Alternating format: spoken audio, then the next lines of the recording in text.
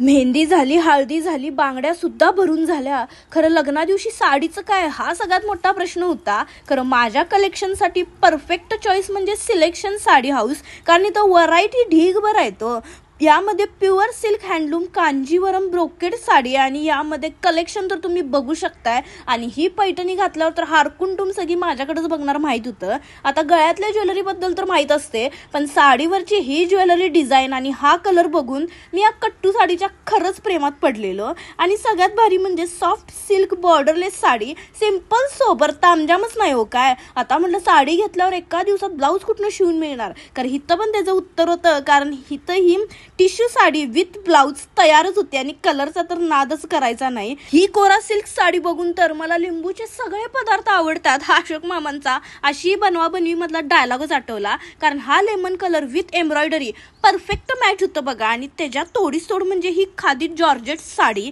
आता बनारसमध्ये जायचं तर मुहूर्त लागणार नाही लवकर मला माहिती आहे, पण ही बनारसी बांधणी साडी घालून मी स्टॅच्यू झालेलो. कारण ह्याच्यावरची डिझाईन तुम्ही बघू शकताय, एकापेक्षा एक व्हरायटी. आणि मला माहिती आहे तुम्ही एवढ्या चांगल्या व्हरायटी अजिबात मिस करणार नाही. त्यामुळे शाहूपुरी 4th लेन, इंदिरा हाईट्स 1st फ्लोअरला मेहता आय केअरच्या बाजूला असणाऱ्या सिलेक्शन साडी हाऊसला व्हिजिट द्यायला लागतंय.